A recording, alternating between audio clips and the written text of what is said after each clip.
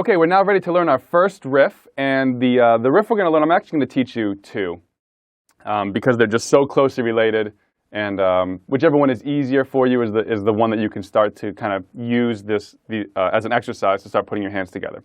So, the first riff we're going to learn, remember we're in the key of F now, so we're going to learn this riff. And that's the phrase.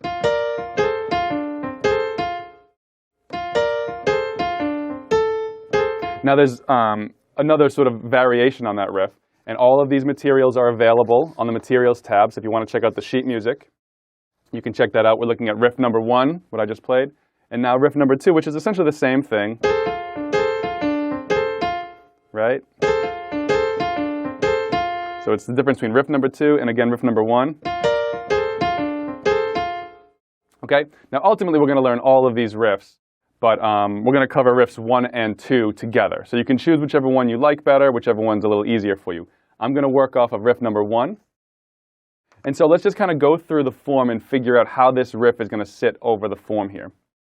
I'm going to play just the roots in my left hand. So I'm not going to play the actual bass line for right now. I'm just going to play the root of the chord as the harmony changes. And so now this riff actually begins, it's what's called a pickup measure. It actually begins before the downbeat of measure 1.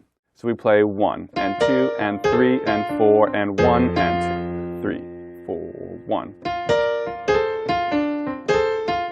3, 4, 1. Now what am I doing there? Well, it's switching. The harmony switches to the 4 chord, B flat 7. So instead of playing A and C together, I'm playing A flat. Why? Because A flat is a chord tone for B flat 7. So it's going to have that consonant sound because it's part of that chord.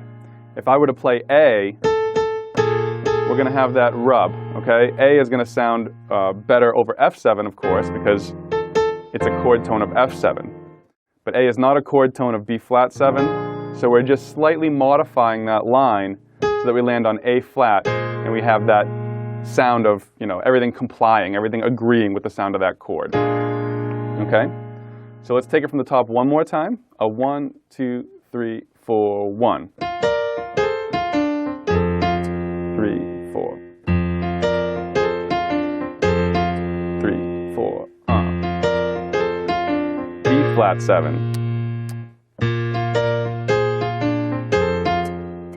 4. Now here's where the riff changes. So over the 5 chord we're going to play.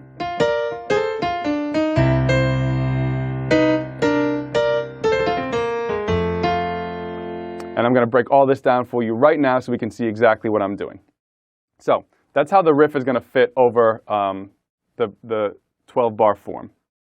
Here's the right-hand riff.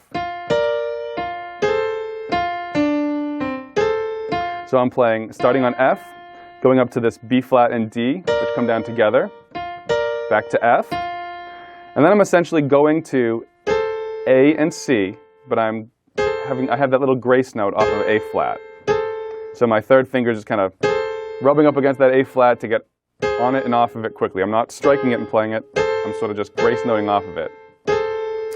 And then I'm playing F, D, C, and then back to that same grace note, A and C thing, back to F. So.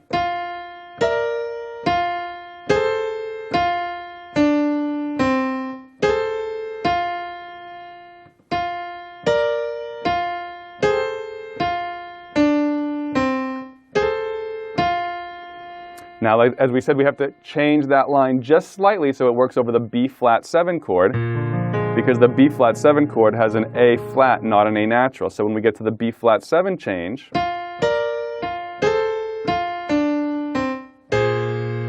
into playing A flat. We're not grace noting off of anything there. We're staying on the A flat. And then over B flat 7 again, for the second bar,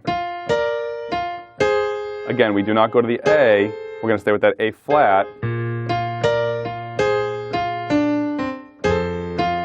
And when we resolve to the F7 chord on that next measure, we go back to the A natural.